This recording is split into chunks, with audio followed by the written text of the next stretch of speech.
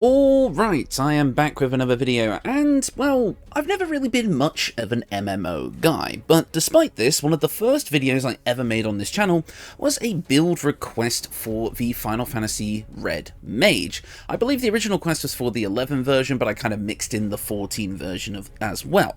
And as such, that was an okay video. I did as much research as I could, but at that point, I had never actually played Final Fantasy XIV, or 11, but mostly 14. And, well, I never really had the ability to do so. I found the idea of having to rely on other players in, like, this big social environment to be quite intimidating, and as I kind of, like, tried to get into it, I just really couldn't. MMOs just didn't vibe with me in the same way. I remember a few years ago I managed to get to the end of A Realm Reborn, but that was about it. However, recently, over my hiatus, things changed. A few of my friends were getting into the game, so I decided to give it one more try. And the next thing you know, over the next couple of months, I've beaten Endwalker. So it turns out Final Fantasy XIV is really, really good, and to be honest, I've been wanting to explore the various Final Fantasy classes as potential builds in Baldur's Gate 3 for ages, but I could never really do it, with Dark Knight being the most enticing. Now, I've not actually played as Dark Knight in 14 yet, but I've got a friend who does, as well as I have a pretty decent exposure to how Final Fantasy XIV mechanics work now, and the class itself, thanks to some online guides. In case all of you are wondering, I mainly play Gunbreaker and Summoner. But anyways, this is going to be my attempt to make a Dark Knight in Baldur's Gate 3, based on the Final Fantasy XIV version. Now, obviously, we just need to get this out of the way. No, we cannot 100% recreate the build, but you can get surprisingly close. You see, there's a lot of mechanics from Final Fantasy XIV that don't translate into Baldur's Gate 3 very well, but there's also a lot of them that do, more than you might suspect. Now, the goals for this build are as follows. We want to wield a big greatsword, that's kind of Dark Knight's thing. We also want to wield the powers of darkness, which we shall be able to do. We want to be able to get both lots of melee attacks, be able to tank lots of hits. We also want AoE attacks, because all Final Fantasy classes have those. We want things like gap closers. We want sort of damage mitigation skills. We want all of it. Basically everything that makes a Final Fantasy tank a tank, with the Dark Knight flair, we want to get our hands on. And we can get a surprising amount of it, to the point where we even get things like the kind of 3 attack, cooldown combo that most Final Fantasy classes get. It's kind of fun. So I hope you guys enjoyed this build. It took a lot of effort to get to this point where I understood everything I needed to make this build work, including playing Final Fantasy XIV for nearly 400 hours. So give me a little bit of credit in this one. This video is quite literally like a few years in the making, because my original build was the Red Mage, and that was ages ago, so maybe I'll do the Red Mage again. Let me know if you want to see that. But anyways, without further ado, let's get into the build. Now, when you think of tanking, most people will think of Barbarian, right? But I feel like I would save Barbarian for if I ever wanted to do the Final Fantasy XIV, like Berserker or Marauder. I think we're going to go with Paladin instead today, because Dark Knights are just that. They are knights, and there is a specific Paladin subclass, which all of you probably know at this point, that is going to give us tanking abilities, the ability to pull enmity, to be able to make enemies attack us instead of someone else, which is very, very important for building a 14 tank. You have to be able to take the enmity of your enemies so that they focus on you. So, let's start off with Paladin so we can get exactly that.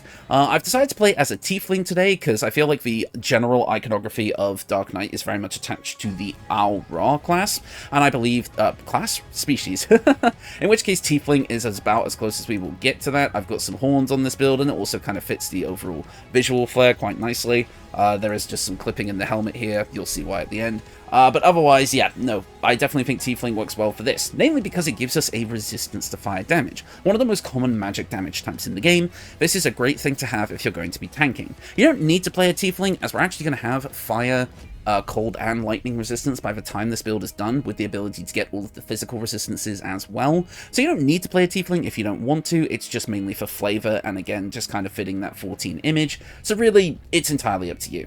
I did choose Asmodeus Tiefling though, as that is going to give us access to the Darkness spell once we get to character level 5, which just kind of fit the build in my opinion, but again, it's entirely unnecessary. As I said, we're going to be starting with Paladin to give us access to heavy armor, all martial weapons, basically all the good stuff we need, because yes, this is going to be a heavy armor greatsword build. That's how you know it's going to be good. This will also give us Lay on Hands and Divine Sense. Divine Sense is nice, it's going to give us advantage on attack rolls, and Lay on Hands is a decent chunk of healing for us. Dark Knight does get some kind of self-healing abilities, nothing quite like what, like, you know, an actual healer would be able to get. However, Dark Knight does have the ability to heal themselves through their attacks, which we do also get in this build. Moving on, our chosen subclass is kind of obvious. It's going to be Oath of the Crown. Now, in terms of flavor, Oath of Vengeance might be technically more lore accurate, but Oath of the Crown is going to get us the actual mechanical abilities that we want. So we definitely want to grab it for this build. We're going to get the ability to use Righteous Clarity. By spending our channel Oath charge, we can add our proficiency bonus to our attack rolls, or we can add our allies' proficiency bonus to their attack rolls. But basically, this gives us a higher chance to hit. And for obvious reasons, you'll see why that's going to be very useful a bit later on. Next up, we're going to be choosing the Soldier background. This is going to give us Athletics and Intimidation, as well as, you know, being able to gain inspiration from showing off our combat prowess. That felt pretty much like the tank's ethos, so that's what we're going to be grabbing here today. Now, for our ability scores, a bit of an interesting spread today. Strength is at 14, mainly because I didn't feel right having just like no strength on a Dark Knight build, despite the fact that it's not actually going to be our main attacking modifier, but this is going to help with things like jumping and such like that, so I did want to have it. Also, if I didn't have at least one stat at 14 in this video, I think I would have done something wrong. Dexterity is at 10. We don't necessarily need a high initiative count on this build, which, although some people might want that sort of thing, gloves of dexterity are an option for you, but really, we're just going to have 10 so that our initiative isn't negative, and we don't need it for armor class since we're going to be wielding heavy armor. Constitution is at 16. We are at least going to want a decent chunk of Constitution if we're going to be tanking, and 16 is more than enough for this build. I'd say it's about enough for this build. You can pump this up to 18 if you want, instead of taking a feat, but I think most people are going to want to take the feat in this build. Intelligence is at 8, we don't need it. Wisdom is at 10, we also don't need it, but I didn't really want to leave it at 8, so we're going to have it up to 10. Otherwise, you could dump this as well and put your dexterity to 12, but that gets a little bit dangerous. And of course, charisma is 16. This is really important, not only because it's going to be our main attacking modifier, you'll see why, as well as it's going to help with our enmity gaining abilities. Things like Compelled Duel are tied to our charisma stat, so we do need this to be quite high in order to actually pull enmity from our enemies to make them attack us. Now, for your skill proficiencies, obviously we gain Athletics and Intimidation. Intimidation feels very much on point, and Athletics with our 14 Strength is going to feel pretty good as well. Now, obviously Persuasion would be a pretty obvious choice for most people, but I'm actually going to advise against it here, and maybe you could go with Religion instead, because we are going to be able to get Persuasion a different way later, and this way it doesn't overlap, so technically you have an extra skill. But otherwise, it's not a huge deal. But yeah, that's level 1. Right, moving on to level 2, we are going to take a quick dip over to Warlock. Yeah, I mean, this one was kind of obvious, wasn't it? I mean, we're making a Dark Knight. How could I not include Warlock in that type of build? We want to be able to harness the powers of darkness. This is the best way to do it. By playing a Warlock, we're obviously going to get things like our Warlock spell slots, which recover on a short rest, which is very, very nice. It synergizes well with Paladin for using Divine Smite. But we also do get to choose our subclass, and yes, we are going with the Hexblade. Now, you may be thinking, okay, so this is just a power build, but no, Hexblade gives us a lot of things that seriously help us out with making this build as accurate as possible. It also helps fix some of the, you know, ability score improvement shenanigans and such like that by letting us attack with our charisma. But anyways, let's talk about what Hexblade's going to do for us. First off, it's going to give us access to Shield and Wrathful Smite. Shield is awesome. That's kind of like a basically push a button to reduce your damage, which is a very common thing in 14.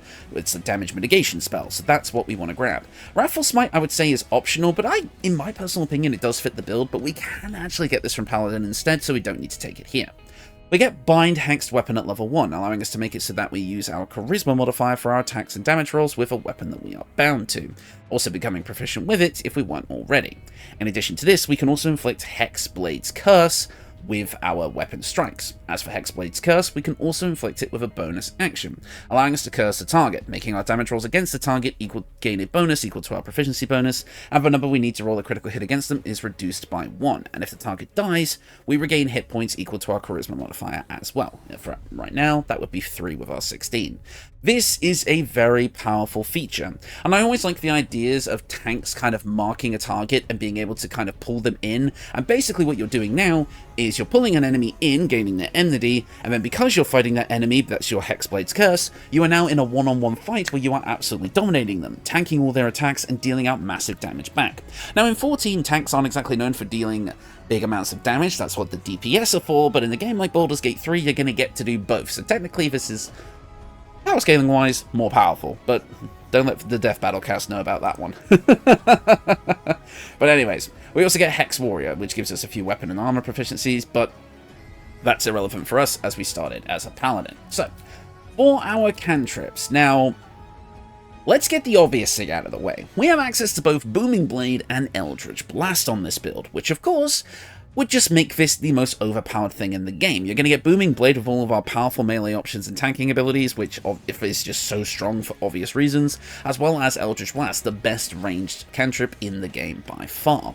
Now, the thing is, Dark Knight does have a ranged damage attack that fires out 3 little projectiles, which allows them to use their gap close ability, which allows them to move closer to their enemy quickly afterwards. But I'm just not feeling Eldritch Blast on this one. It just feels like if you're going to be playing a tank, you want to be up close and personal, not just Eldritch Blasting over and over. And Booming Blade, as much as I would take it for the extra damage, it does make this build even more overpowered. So I decided for the purposes of testing to exclude both of them from this build, even though they probably would fit. So, rather than that, let's grab Bone Chill instead for our ranged cantrip to kind of harness the powers of darkness with 1d8 necrotic damage. Now, this actually does have some benefits that benefit the build. It will prevent the target from healing, which means now you pull someone in, you're dealing big damage to them, and they can't even heal themselves, which is honestly a pretty big buff to your overall damage. And also, the target cannot help downed characters. This is also kind of interesting, so if an enemy on the other side has gone down, they can't help them. Well, I guess we are the only ones who really go down, but you know. And then undead targets receive disadvantage on attack rolls, so you're battling the forces of darkness with darkness itself. Feels kind of appropriate. But as I said, the other 2 cantrips work just fine. As for your other cantrip for this build, this is going to seem a bit weird, but we're actually going to take Blade Ward, because again, another big part of Final Fantasy XIV is being able to click a button on your hotbar and gain some damage mitigation, and Blade Ward does exactly that. Until we have the ability to gain these physical resistances a bit more consistently, if you feel like you're in a dangerous situation where you're going to be taking a lot of damage, spending your action to, instead of attacking, just block a bunch of damage actually feels pretty damn on point for 14, so personally I do recommend Blade Ward here. For like the first time ever. And finally, our spells. I am going to keep Shield because again, the idea of pressing a button, mitigating damage, very much on theme for a tank. And even though we have limited Warlock spell slots for now, we do get a lot of Paladin spell slots with this build, so that means we get to use Shield a lot of times, which makes us an even better tank. Now, early on in the build, I did discuss that all Final Fantasy classes usually get an AoE attack of some kind, and as such, that's no difference for us here. We're going to grab Arms of Hadar to deal 2d6 necrotic damage in an area around us. Dark Knight has an AoE attack that does a big amount of damage in an area around them, so I feel like Arms of Hadar is basically just here for flavor and for kind of meeting the requirement, but it does deal some decent damage in an AoE, and again, if we're pulling in a lot of enemies to attack only us, being able to damage them all at once is honestly pretty satisfying, but we'll have more spell options later. Now, I'll be honest, we don't really need anything else from Warlock yet, and I really do want to build up our tank like abilities and such like that. I want to make us a true tank as early as possible, so we're going to jump back over to Paladin for a few levels here. This is going to give us Divine Smite, which I didn't use at all in my testing. Dark Knight in 14, in my opinion, doesn't really have anything similar to Divine Smite. They're not about like light and radiant damage, that's more the actual Paladin's thing. So I didn't use it in my testing, even though it's there and obviously available for you guys to use. This build was powerful enough without Divine Smite, so that should say something, but it's there if you want to use it. Now, we also do get a fighting style here, which of course you can choose between Great Weapon Fighting or Defense. Great Weapon Fighting obviously will allow you to do more damage overall, but I do like Defense for the increase to AC, so that is what I'm going to be taking here. It just makes us less likely to take damage, which on any tank build is really, really good. We're also going to be able to get Hellish Rebuke from our racial choice here, which basically allows us to retaliate with fire damage once per long rest after being attacked. It's just kind of a tanking ability, I guess. And then finally, we get to prepare our spells. Now this is where it's obviously quite important. First up, Compelled Duel, the obvious choice, allowing you to force an enemy to attack only you, giving it disadvantage against other targets. This is going to make it so that enemy is basically going to be only focused on you, meaning that you can take all the damage and then shrug it off pretty easily, saving your more squishy party members.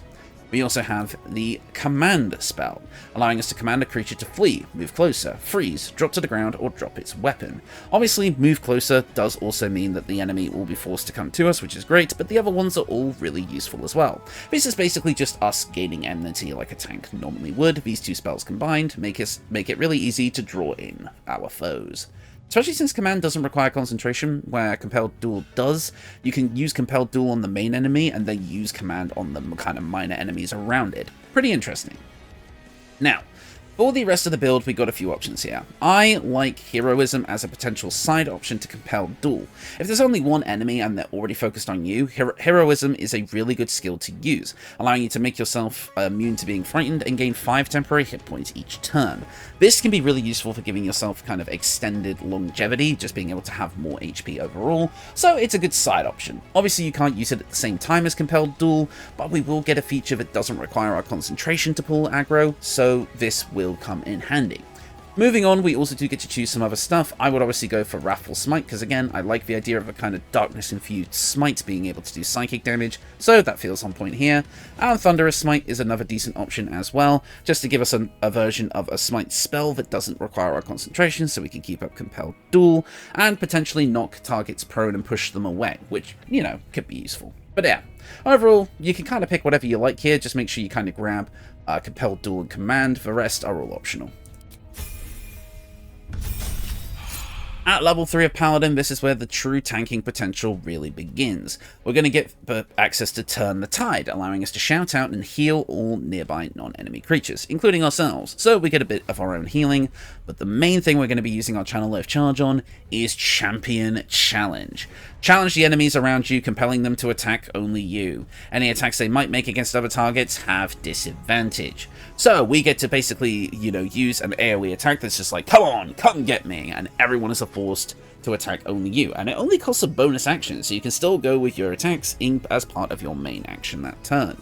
Unfortunately, it costs a Channel Earth Charge. We're only going to be able to do this once per short rest, but you can combine this with Compelled Duel to pull so many enemies towards you and tank them all. Speaking of Compelled Duel, we get it and Command as our Oath spells, meaning that we now have even more spell selection here. And really, the world is your oyster. You can grab pretty much anything you want here. Searing Smite, another damage option if you wish for it. Divine Favor, again, another damage option.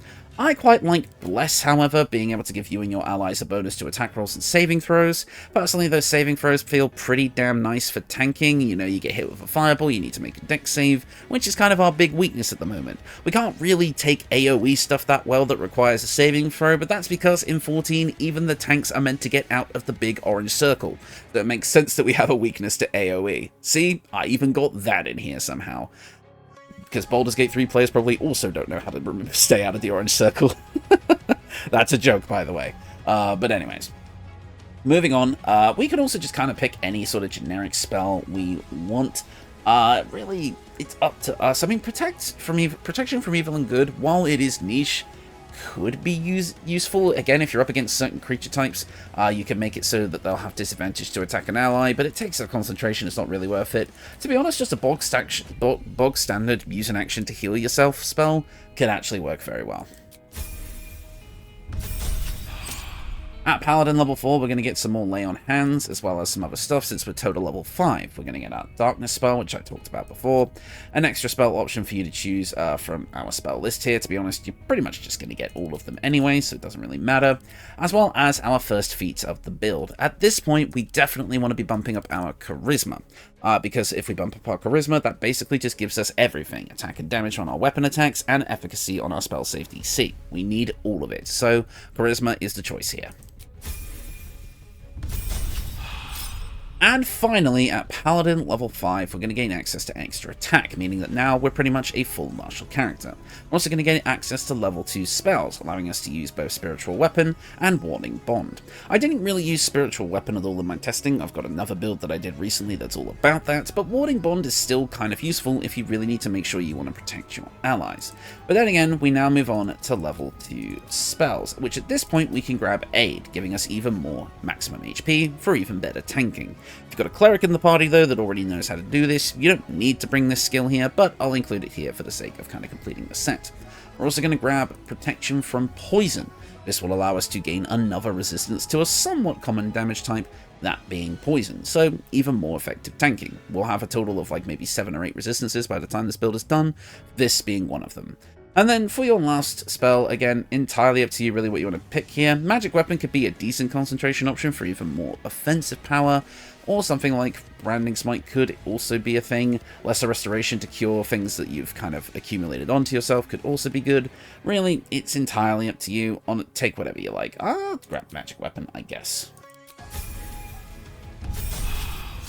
Now, you could go to Paladin level 6 and even eventually 7. Paladin level 6 will give you access to Aura of Protection, giving you a bonus to your saving throws equal to your Charisma modifier, as well as any allies that are within range of you, which could obviously help a lot with tanking those like dexterity saving throw based things, etc, etc.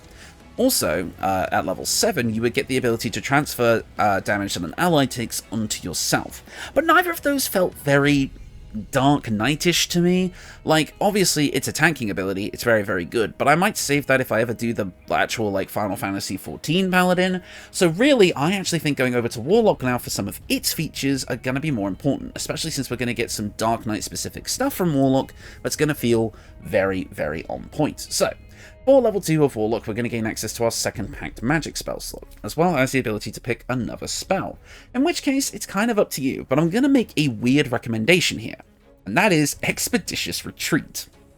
Now you may be thinking, why on earth would I spend my concentration on Expeditious Retreat? Well, in Final Fantasy XIV, let's just say there are certain mechanics, often involving a meter of some kind, where as you kind of do your sort of thing in combat, you'll fill up this meter, which gives you a resource that you can spend to do wacky shenanigans. Now, obviously, we don't really have that in Baldur's Gate 3 as such, so I wanted to come up with a way to give this build, you know, a meter, and this is how we do it. Well, one of the 2 ways we can do it. I'll explain more in the equipment section. But basically, being able to dash as a bonus action using the spell, as long as we maintain our concentration, is going to come in very, very, very handy if we want to start building up a bit of a meter. Now, obviously, the fact that it's concentration based can be a little bit iffy, which is why I've got a secondary variant of this. However, you'll see what I mean when we get to the equipment section as to how this is going to work out for us. But for now, just take it, and trust me, bro. Now, as for our Eldritch Invocations, we do have access to a lot of things that I think would make this build work. The first one, however, and technically the most important, is FFXIV Fates, which I very rarely take. What FFXIV Fates does is going to give us the ability to use Invocation Bane, which allows us to use the Bane spell. We get to target up to 3 creatures that receive a negative 1d4 penalty to attack rolls and saving throws. That attack rolls part is pretty important, and we get to do this once per long rest. You can cast it with a Warlock spell slot, so we still have to use a spell slot, unfortunately, but this is still a perfectly good thing to use it on. Because again, picture this.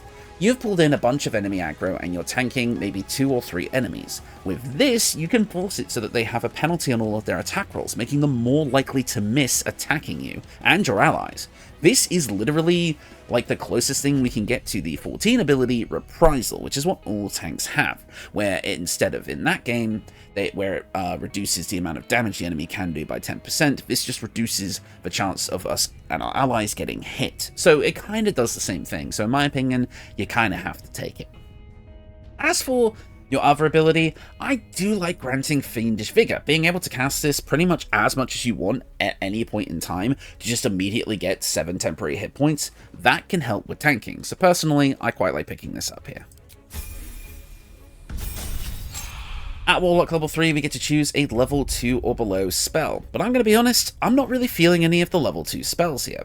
There are a lot of options available to us, but I kind of want to go back down to level 1 and pick up Armour of Agathis. It's another way to get temporary hit points, but it also retaliates with cold damage if enemies are stupid enough to attack us, which feels pretty damn potent, so it's kind of another tanking ability, another damage mitigation button we can press.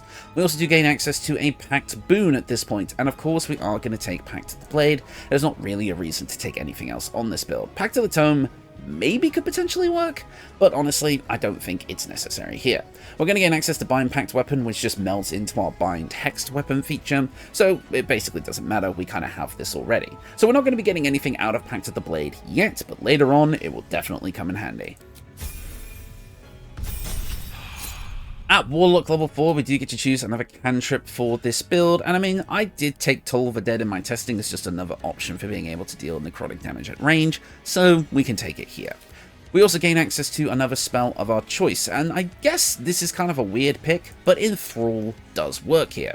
Reduce a creature's peripheral vision to make it only look at you. I mean, if that doesn't scream like turning on your tank stance in Final Fantasy XIV, tank stance being what makes you more likely to take enemy aggro, I mean, I feel like it kind of just works. It's kind of funny, so I feel like Enthrall, especially since it's a non-concentration option, also works here.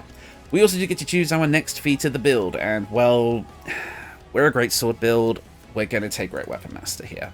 It just gives us so much more offensive output. Now some of you may think, well yeah, this is just here to be the power building pick, and you're totally right. So let's actually think about other ways we can make this build work. Durable, increasing our constitution if you wanted to maybe play around with the stats there, and allows you to regain full hit points each time you take a short rest. There's also Warcaster. If you find that your concentration is dropping too often, this could be a serious boon to the build. Warcaster would not only give you advantage on concentration saving throws, it would also allow you to use your reaction to attack creatures moving out of your melee range. So if you pull an enemy in and then they suddenly switch aggro, they're going to get punished for it. Tough will give you a ton more HP, which could honestly be very useful. You'd get 99 at this level. There's so many things you could do here. Resilient could be good as well. Like, honestly, Great Weapon Master is the power building option and the one I used in my testing, just because I felt this build needed a little bit more offensive output to survive in things like, you know, like higher level difficulty modes. So really, it's entirely up to you. Charger could also be good if you want a consistent gap closer, but we are going to get a minor version of that anyway, so really, it's entirely up to you. So honestly, play around with your feat choice here. You can go more defensive, more offensive. It's entirely up to you. Really, the world is your oyster with this feat choice. All of our other stats are where they need to be, so really, you could pick anything. Except maybe, I mean, heck, Alert could work if you want to have a higher initiative. Again, entirely up to you. At level 5, we're going to gain access to our Warlock extra attack. Now, if you're not playing on honor mode, this means we get 3 attacks, because the Warlock extra attack stacks with other extra attacks. So now we get 3 attacks per action, which feels very in line with 14, as again, as I said earlier, all classes have a 3 attack rotation for the most part. So this means we get to click button 1, button 2, button 3 to do our 3 hit combo, which again, very in line with 14. Does it make us really, really stupidly broken in Baldur's Gate? Yes, but let's be honest, I feel like if most Final Fantasy characters made their way into Baldur's Gate, they'd be pretty stupidly overpowered anyway, so I feel like this works. Obviously though, if you're playing in honor mode, this doesn't work, so you might actually want to choose something like Pact of the Tome instead for more spell options, but otherwise, for us playing on Tactician and below, or with custom rules, this works for us quite nicely here. Moving on to our spells, we do gain access to level 3 spells, and there is one that I think is quite important to the build, and that is Hunger of Hadar. One of Dark Knight's abilities is to place a damage over time area on the field, which anything that stands in it is just going to take, well, more damage over time. So Hunger of Hadar fits perfectly, summoning a pit of darkness that damages creatures that are in it. Those that start their turn take cold damage, and those who end their turn take acid damage while standing in it. They're also blinded, which means they're going to be attacking with disadvantage against you, so, you know, that's going to feel pretty good for you to be able to tank. We get to combine this with an Eldritch Invocation, that being Devil's Sight, there it is, allowing us to not be affected by that blindness status effect. So now, even though we would be taking damage ourselves in Hunger of Hadar, we can basically bolster up our concentration a bit, as well as just tank that damage anyway. Or, you know, do what I do and just stand on the edge of it, because for some reason the AI isn't smart enough to walk out of Hunger of Hadar, which I find kind of funny. At Warlock level 6, we're going to gain access to something very, very important to kind of start capping off this build, Accursed Spectre. One, you or an ally within 18 meters slay a creature that is afflicted with the Hexblade's curse. You can raise an Accursed Spectre that will fight alongside you for a short period of time.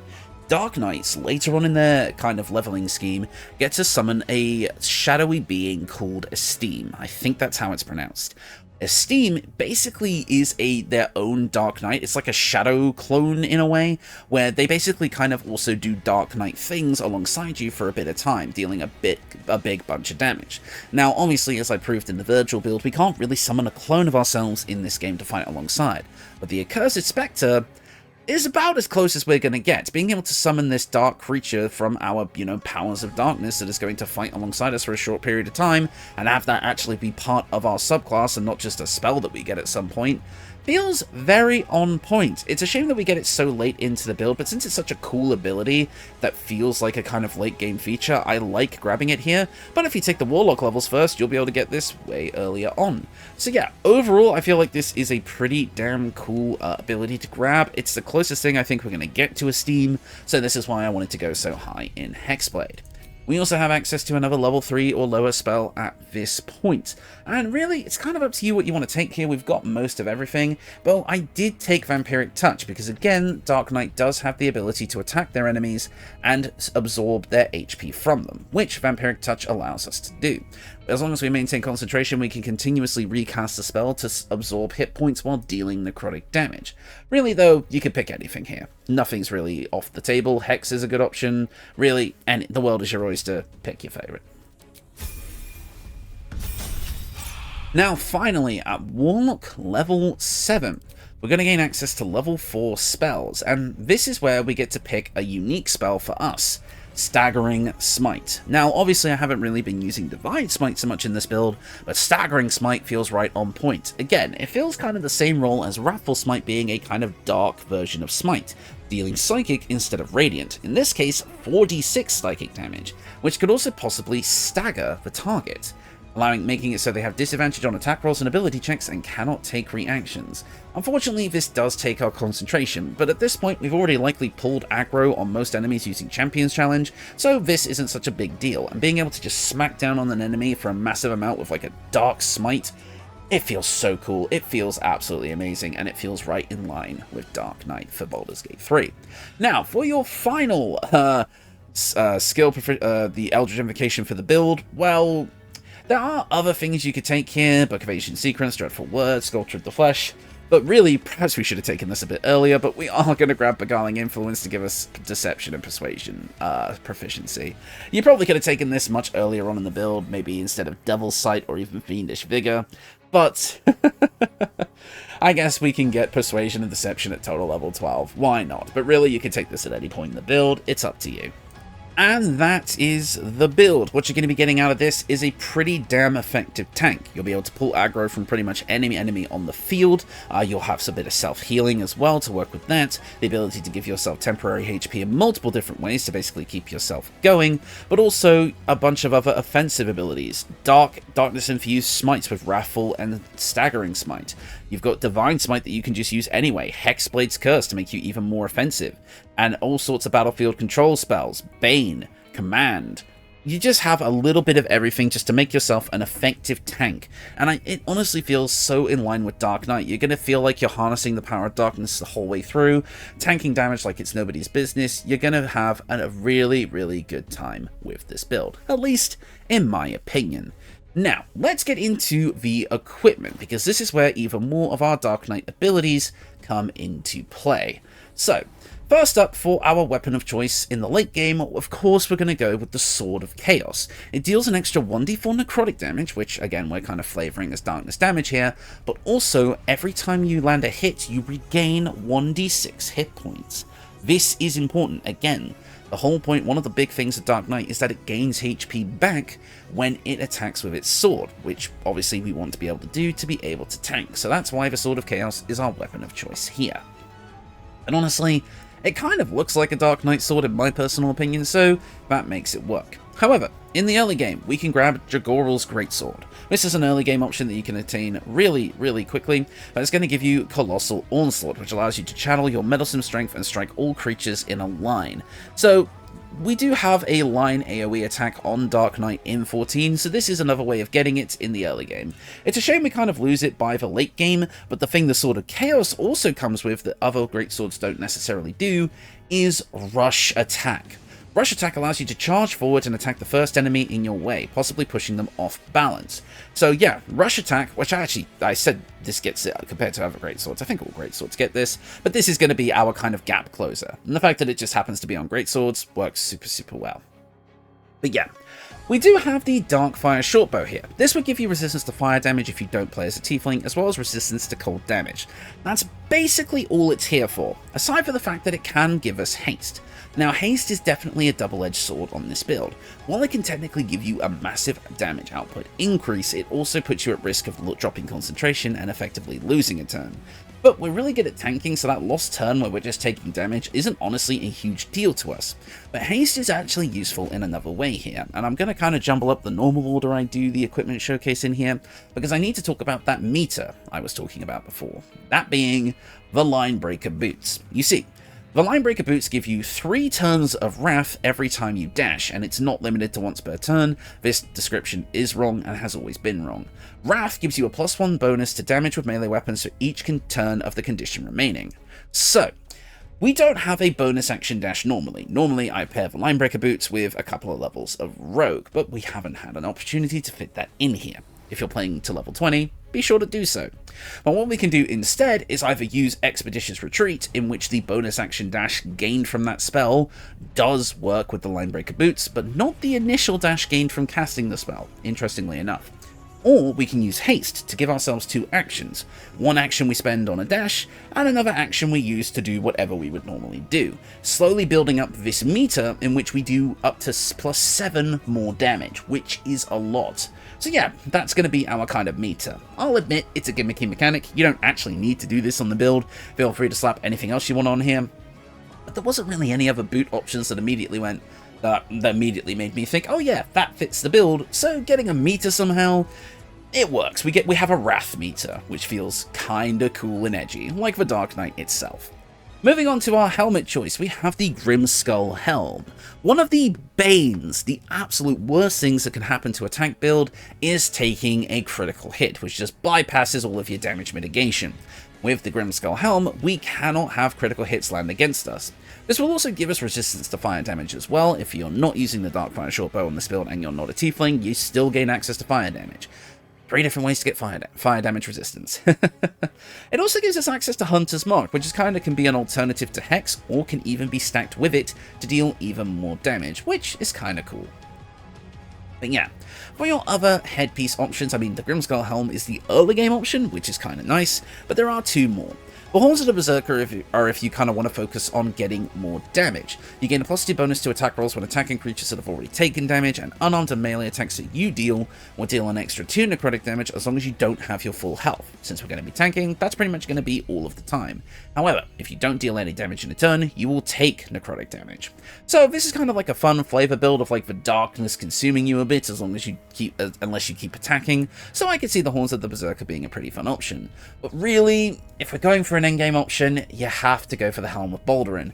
It will heal you for 2 points at the beginning of each turn, which is great for tanking. You'll have a +1 bonus to your armor class and saving throws, which is awesome. You cannot be stunned, and you cannot have critical hits land against you. This is kind of just like the catch-all, most overpowered headpiece in the game that just happens to work for a tanking build, but otherwise, the Grimskull Helm is perfect for any situation if you don't want to use this big piece of equipment or you want to save it for another character. We actually do have a cloak on this build, the Cloak of Elemental Absorption. This is just going to be a once per short rest kind of extra tanking option, allowing us to take half damage from an elemental attack that's about to hit us, and deal an additional 1d6 of that element type on our next attack. Basically, it's another damage mitigation button that we can press if we see an elemental attack coming our way. Moving on, you have a few choices for your armor. I've chosen Reaper's Embrace here for a couple of reasons. One, it reduces all incoming damage by 2, great for tanking.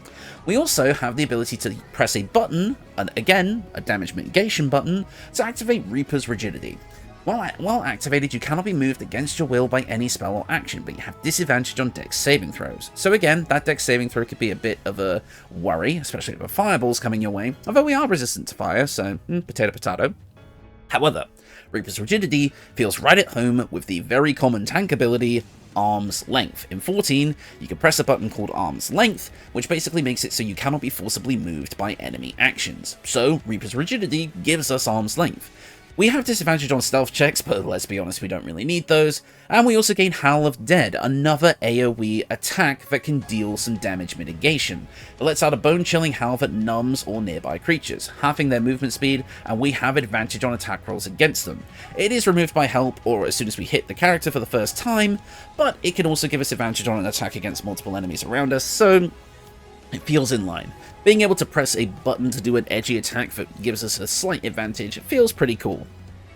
But honestly, it is kind of minor. So if you really don't care for Reaper's Rigidity or Howl of the Dead, then really your upgrade would be the Armour of Persistence, which, you know, is just the tanking armor. 20 AC, reduces all damage incoming by 2, giving you resistance, which gives you a 1d4 bonus to all saving throws, and Blade Ward, which gives you consistent resistance to bludgeoning, piercing, and slashing damage. Yes, this is the best armor in the game for tanking. Yes, this fits Dark Knight perfectly. Use this if you don't want the flavor of Reaper's Rigidity. However, for your early game option, you can also grab the Adamantine Splint Armor. This also reduces all incoming damage by 2 and prevents critical hits on you as well, so if you wanted to switch up the helmet option, you could if you decide to keep this armor. We also have it so that when a melee attack hits you, the attacker is sent reeling for 3 turns, meaning that they'll have a -1 penalty to attack rolls for every turn remaining. Now, reeling is a bit of a weird one on this armor. You see, it's triggered by getting hit, but the target will lose the reeling condition if they miss you. So basically, this is for enemies that are going to attack you multiple times in a turn, whereas if they hit you once, their following attacks are slightly less likely to hit. This is kind of better on a shield, where the shield version of this means that they gain reeling every time they miss. It's weird, it's kind of strange. So this isn't, like, the math doesn't math, so really, reeling isn't the best thing, but it can technically help in very niche situations where you might dodge an attack that otherwise would have hit you. But otherwise, this is just a great early game option for tanking, but you kind of want to upgrade to either the Reaper's Embrace or the Armour of Persistence in the late game. Moving on to our choice of armor for the hands, I've gone with the Gloves of the Automaton, for a very specific reason. Again, usually, Final Fantasy has a button for tanks called a tank stance. What a tank stance does is it makes it so that you kind of enter this stance where, at least in Dark Knight's case, you take less damage and are more likely to trigger aggro. So with this, we kind of get to turn on a tank stance. We are considered a construct, allowing our weapon attack rolls to have advantage, and we also gain resistance to lightning damage. So we gain another resistance, basically our 6th or 7th at this point, as well as giving all of our attack rolls advantage, which helps with Great Weapon Master. So basically we get to turn on an empowered form once per short rest. In this case, the short rest is the GCD for this game. But anyways. So this obviously comes with the caveat of being turned into a construct, which means we cannot be healed. This is the double-edged sword here. Basically, you get to turn on this stance in which you become super powerful with Great Weapon Master if you don't gain advantage from another means, in the cost of sacrificing your healing, which could be a bit dangerous. But that's kind of the fun of it. Dark Knight plays on the edge quite a lot with some of its mechanics, meaning that it'll get to really low HP before kind of rising it back up. So really, Circuitry Interface is kind of like this fun kind of risk-reward system where you can go on the offensive offensive angle and then kind of deactivate it later, because you can manually deactivate it to basically take away that advantage and that lightning resistance, but also regain the ability to heal. So yeah, honestly, it's a pretty damn fun thing. Also, it doesn't block temporary HP, so if you've got your sources of temporary HP, you can still tank that way. So if you're very clever with how you play, it's not really a downside.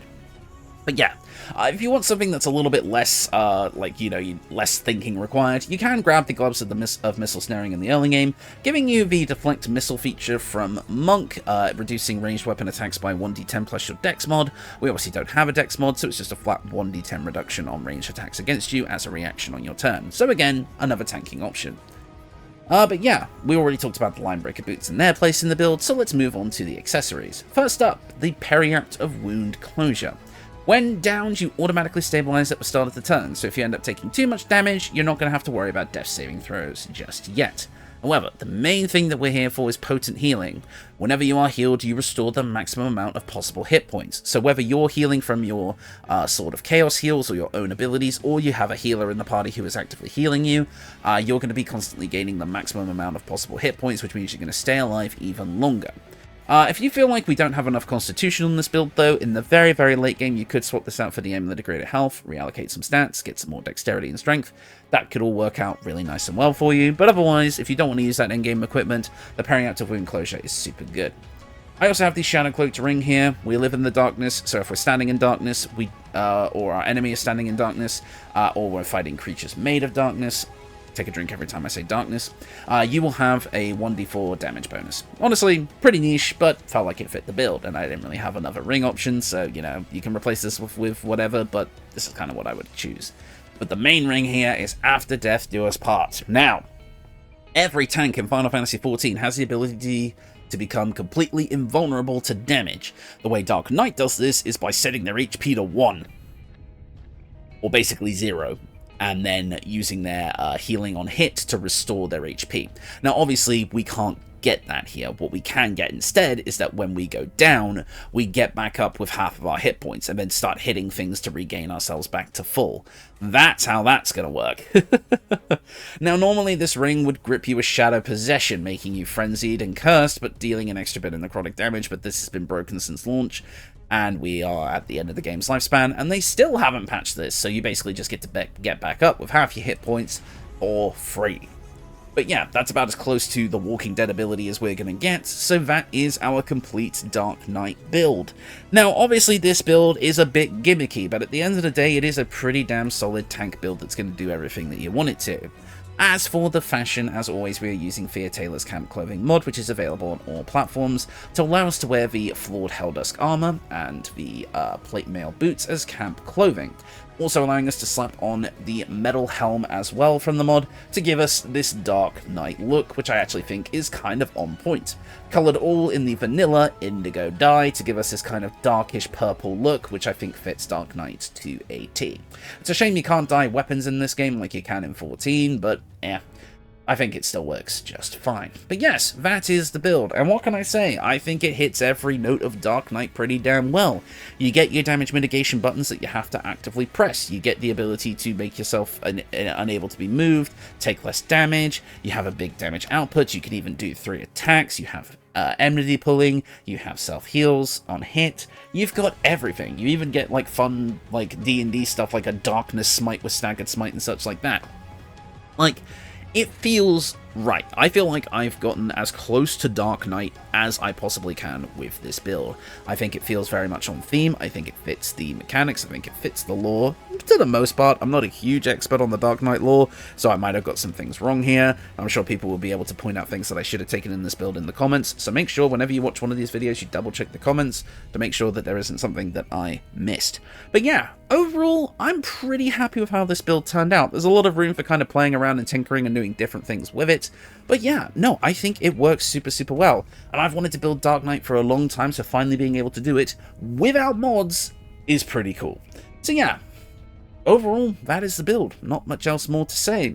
Definitely interested in doing more classes from Final Fantasy XIV. Some of them kind of overlap with Baldur's Gate 3 a bit anyway, like Monk and Paladin. But there's also like unique ones like Red Mage, which I definitely will do a remaster of, I think, because I got some stuff wrong there. As well as, you know, just some other stuff in general.